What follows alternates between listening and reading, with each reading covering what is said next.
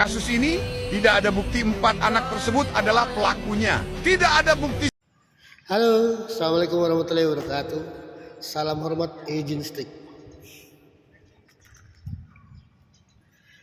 Sudah lama saya mendengar kasus ini, kasus yang ada di Palembang.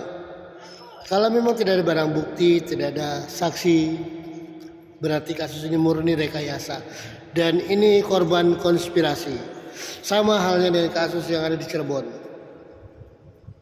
Nah, kasihan anak-anak ini masih perlu belajar, masih perlu menimba ilmu, dan masih perlu mengejar cita-cita. Namun terganjal dengan oknum kepolisian yang biadab. Mohon maaf nih. Karena apa? Jelas-jelas tidak ada barang bukti, tidak ada saksi, dan tidak ada satupun alat bukti yang menguatkan bahwasanya mereka dari 4 anak bangsa ini tidak ada yang menguatkan bahwasanya dia pelakunya dan tidak ada saksinya. Maka inilah amburadulnya hukum yang ada di Indonesia ini. Seperti itu ya. Nah, artinya dari pihak Kajari, dari pihak penyidik kepolisian harus lebih belajar, lebih pintar lagi, lebih cerdas lagi. Seperti itu. Nah, maka kasus hal yang seperti ini, hal yang serupa jangan sampai terulang kepada generasi penerus anak bangsa ke depannya nanti. Dan ini harus keadilan, kebenaran harus tetap berpijak kepada kebenaran.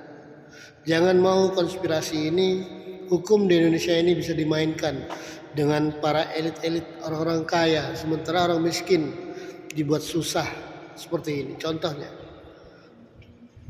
anak-anak sekecil ini nggak mungkin mereka menjadi pelaku pembunuhan yang sangat keji, pembunuhan disertakan dengan pemerkosaan.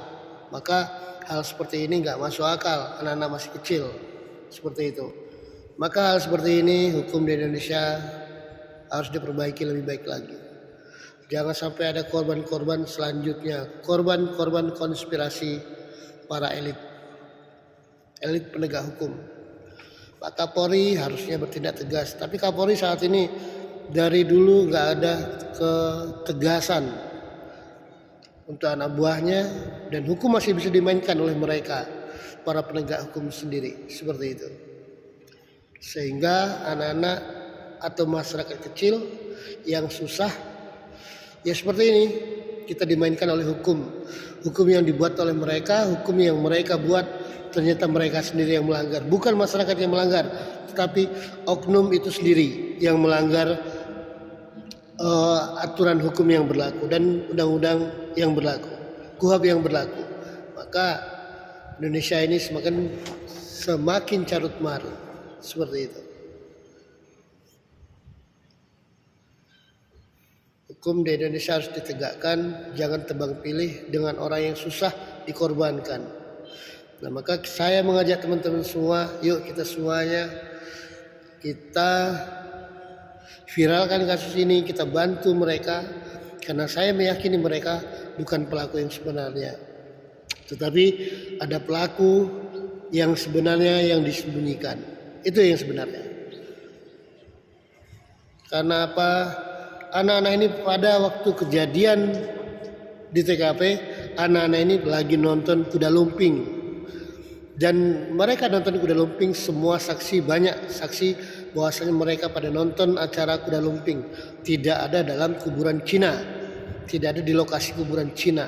Maka ini memang betul-betul konspirasi yang diatur oleh elit hukum, penegak hukum yang ada di Republik Indonesia.